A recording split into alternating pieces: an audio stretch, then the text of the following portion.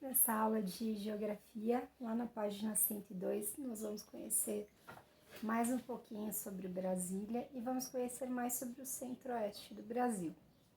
Então, aqui tem algumas informações que não apareceram no módulo anterior e também não apareceram nas pesquisas. Por isso que aproveitar lendo aqui para vocês, tá bom? A esboço do plano piloto de Brasília, por Lúcio Costa. A capital do nosso país foi pensada muito antes do início da sua construção, em 1956. No século XVIII, os inconfidentes mineiros sugeriram a transferência da capital federal para o interior.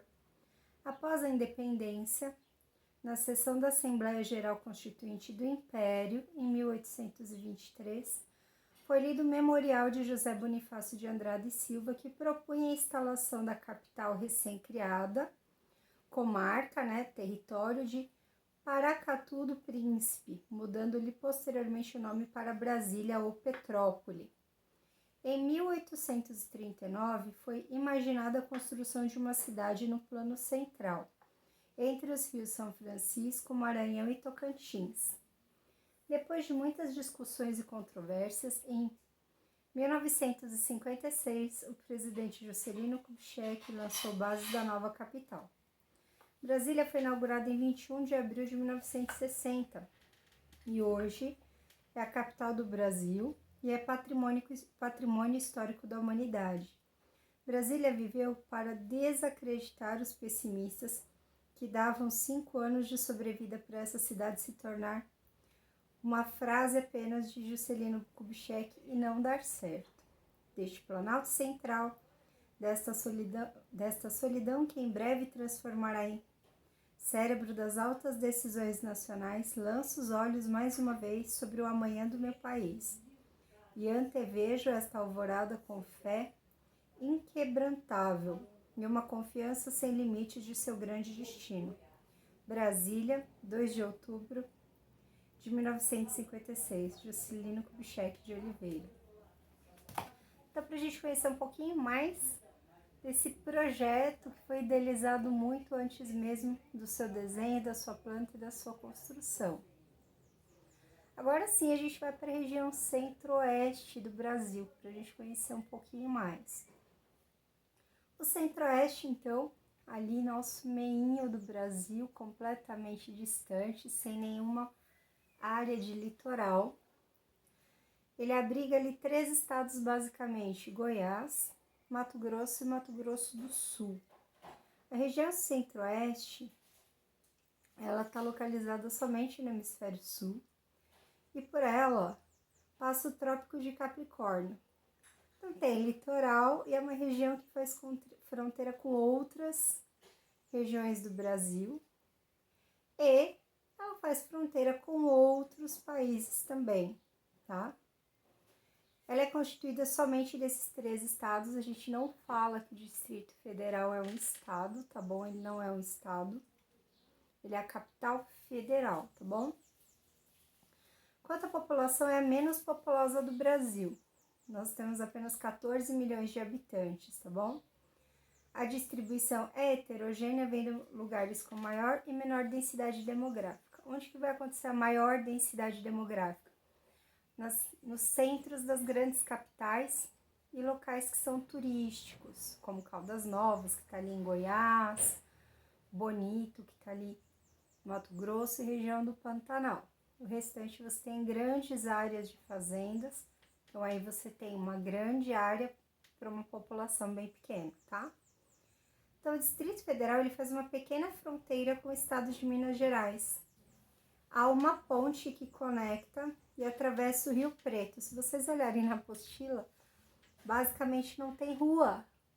A ligação da capital federal com Minas Gerais é uma estrada de terra e uma pontezinha que parece de terra, mas não é, ela tá cimentada ali. Mas é tanta terra dos dois lados que ela fica ali com aspecto de terra, tá? Os exercícios, gente, nós vamos fazer na sequência, tá bom? Que a prova vai falar um pouquinho do quadro natural. O quadro natural do Centro-Oeste, como as demais regiões, ele tem o quê? Diversidade. Aqui ele faz assim aspecto fisiográfico. Quando a gente fala de aspecto fisiográfico, a gente está falando do aspecto geral. Então, a gente tem o quê? No quadro natural, a gente tem Planalto Central, planície do Pantanal, você tem um clima tropical típico e você tem muita extensão de cerrado. Então, quando a gente fala do centro-oeste, a gente pode dizer que o centro-oeste ele é um local quente, com diversidade de fauna e de flora, de plantas e animais. E por causa dessa grande diversidade, ela acontece justamente por causa do tipo de clima, o tipo de solo. Você vai ter animais mais do cerrado, você vai ter animais mais do Pantanal, que também ali, aos poucos, muitos deles estão quase que deixando de existir por causa das queimadas. Nós vimos bastante esse ano, né, as queimadas atacando aqui parte do cerrado, parte do Pantanal, uma parte dele praticamente ela vai deixando de existir, porque você não consegue reverter um ecossistema inteiro. Então, quando a gente fala Pantanal, que animais a gente tem lá? Araras, jacaré, veado campineiro. Quando a gente fala de cerrado, a gente fala de animais menores, animais de climas mais secos, tá? Tipo tatu e esse tipo de animais. Quando a gente olha aqui nas curiosidades, a gente vê que nos meses de maio a setembro, alguns lugares enfrentam amplitudes térmicas, o que quer dizer que as variações durante o dia elas podem ultrapassar os 20 graus. Significa que eu posso começar o meu dia ali com 17, 16 graus e posso terminar o meu dia com o quê? Beirando os 40 graus, 42, 43. Então, nessa época do ano, você tem o quê? O clima bem mais ameno de manhã, na madrugada, mais friozinho. E alta elevação de temperatura. Lembrando que de maio a setembro, nós não estamos falando do verão. Estamos falando ali do fim do outono, do inverno e do início da primavera. Então, a gente está falando ali dessa variação que ocorre nesse período que é considerado o período mais frio. Não significa que no inverno deles, eles não atinjam temperaturas aí por volta dos 40 graus. Isso é bem comum, tá bom? Se a criança deixar, eu pegar aqui. Pronto. Criancinha tá aqui. O relevo, gente. A maior parte do relevo é composta de Planalto Central, Planalto Meridional e nós temos também a planície do Pantanal.